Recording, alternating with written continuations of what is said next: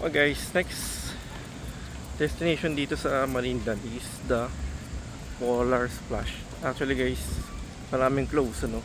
Ewan kung bakit iba close.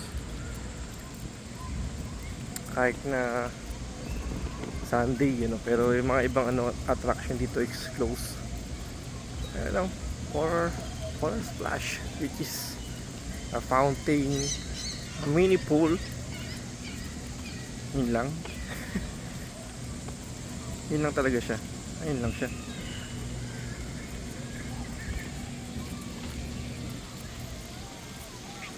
So, meron siyang 11 a.m. to 6 p.m. Ayan. So, mag-swimming or magtampisaw.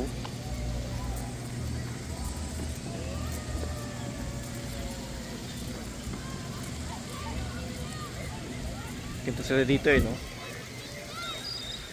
Pag talaga gintong summer, ayan talaga ang ini-enjoy nila.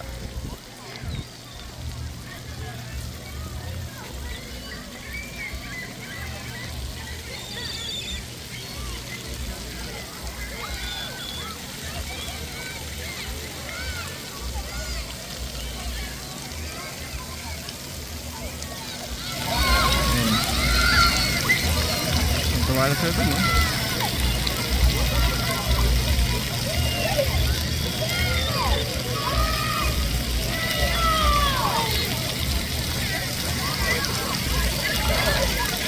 Ngayon lang guys yan kasi syempre summer pagdating na dito wala na yan, di sa mag-swimming dyan or di yan sa mga pagkatampisaw, napakalamig niya.